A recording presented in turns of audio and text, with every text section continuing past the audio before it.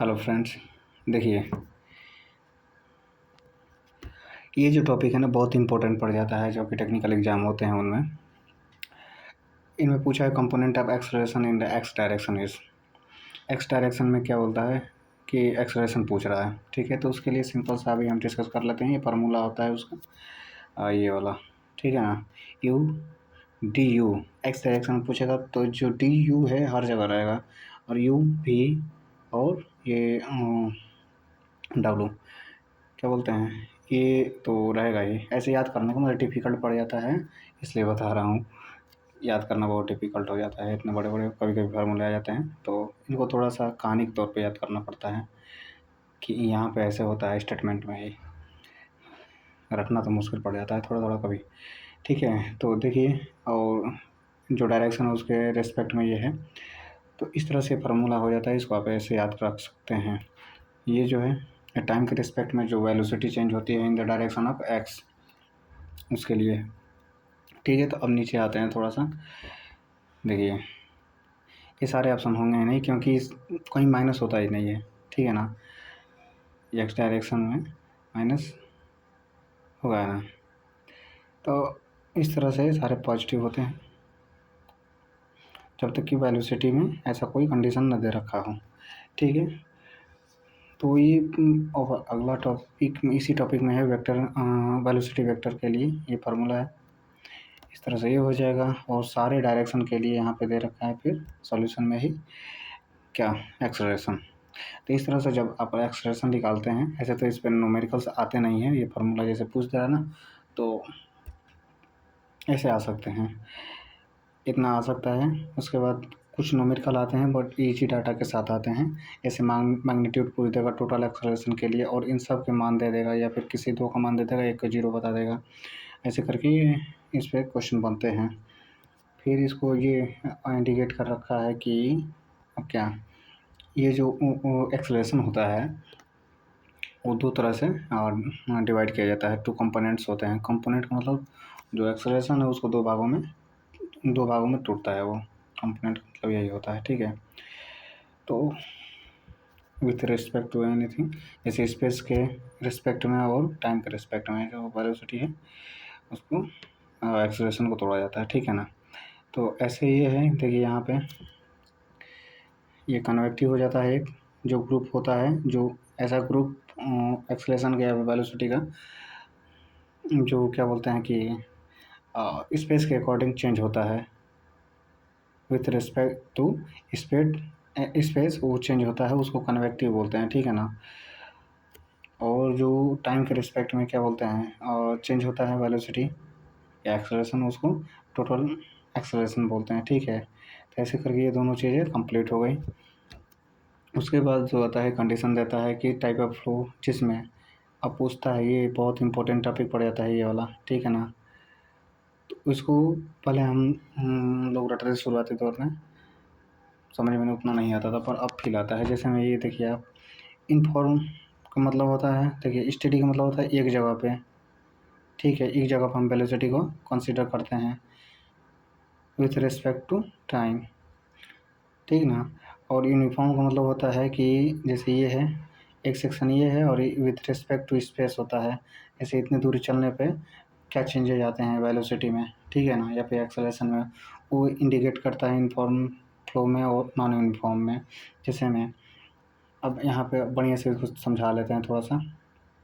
देखिए, जैसे ये है पाइप आपका, कहाँ गया, ये पाइप पड़ जाता है। अभी तो यूनिफॉर्म है, दोनों कंडीशन को देख लेते हैं यहाँ पे। जैसे स्टडी, तो एक सेक्शन लेते हैं ना, यहाँ पे एक 8 बजे देखें, फिर 9 बजे देखें, ऐसे करके अलग अलग टाइमों पे विथ रिस्पेक्ट टू टाइम बोल ही रहा है। द चेंजेस इन वेलोसिटी और एक्सलेशन इट विल कॉल्ड। अगर चेंज नहीं होता है तो स्टडी है, अगर चेंज होता है तो अनस्टडी हो जाता है, ठीक है ना। जैसे इसी सेक्शन पे विथ रिस्पेक्ट टू टाइम अगर वेलोसिटी चेंज नहीं होती है तो स्टडी है फ्लो, और चेंज हो जाता है तो अनस्टडी बोलते हैं, ठीक ना। तो इस तरह से ये ख़त्म हो गया। अब हम देखते हैं यूनिफ़ॉर्म। तो यूनिफ़ॉर्म जैसे यूनिफ़ॉर्म यहाँ पे 2 सेक्शन लेंगे और रिस्पेक्ट टू क्या बोलते हैं स्पेस। कोई भी दूरी होती है उसको हम स्पेस के तौर पे इंडिकेट करते हैं कि हाँ स्पेस। ठीक है। तो अब क्या होगा कि यहाँ पे V1 और V2 ये जो है स्पेस के रिस्पेक्ट में अगर चेंज हो रहे हैं यहाँ पे अलग है। और सॉरी सॉरी सॉरी यहाँ पे भी सेम आता है और यहाँ पे भी सेम आता है तो यूनिफ़ॉर्म हो जाएगा। और अगर दोनों जगह पे अलग अलग आता है तो देन ये क्या हो जाएगा नॉन यूनिफ़ॉर्म। तो ये कंडीशन आती है यूनिफ़ॉर्मिटी और नॉन यूनिफ़ॉर्मिटी ऑफ द पाइप के कारण भी। जैसे में आप ऐसे पाइप बनता है तो इनमें जब तक हम अगर यहाँ पे क्यू डिस्चार्ज से दे रहे हैं, क्यू जो है कांस्टेंट है, अगर डिस्चार्ज कांस्टेंट लेकर अगर दे रहे हैं तो ये यूनिफ़ॉर्म आएगा। ठीक है, ये कंडीशंस बनती हैं, थोड़ा-सा लंबा हो जाएगा ये। खैर हम ऊपर-ऊपर ये जो टॉपिक है ना इसको हम एक्सप्लेन करने पे हैं। तो अगर क्यू कांस्टेंट से जा रहा है तो यहाँ पे चेंज नहीं होगा वेलोसिटी का विथ रिस्पेक्ट टू स्पेस। ठीक है ना? अगर यही कांस्टेंट नहीं है तो यूनिफ़ॉर्म होते हुए पाइप यूनिफ़ॉर्म होते हुए भी क्या होगा चेंजेज आएँगे इसमें। यहाँ पे कुछ और आएगा, यहाँ पे इस सेक्शन पे कुछ और हो जाएगा। ठीक है ना? तो क्या हो जाएगा ये नॉन यूनिफ़ॉर्म हो जाएगा। और कांस्टेंट दे रहे हैं और कांस्टेंट यहाँ पे जा रहा है। सॉरी सॉरी सॉरी देखिए एक और कंडीशन बना देते हैं। जैसे ये पाइप है, डाया इसका कम हो रहा है, 2 सेक्शन लेते हैं, यहाँ से कांस्टेंट। अब इस कंडीशन में कांस्टेंट भी देंगे तब भी क्या होगा वेलोसिटी में वेरिएशन आएगा यहाँ पर और यहाँ पर। ठीक है ना? तो वेलोसिटी में वेरिएशन आएगा तो इस कंडीशन को भी हम नॉन यूनिफ़ॉर्म ही बोलेंगे। ठीक है ना? तो ये जो फ्लो होगा नॉन यूनिफ़ॉर्म हो जाएगा। इस तरह से कंडीशंस बनती हैं। किसी और दिन किसी अच्छी वीडियो में अगर टाइम मिलेगा तो लेकर आ पाएँगे हम इसको। तो इस तरह से आप याद रखिए कि जैसे आप जानते हैं कि स्टडी फ्लो चेंज होता है विथ रिस्पेक्ट टू टाइम।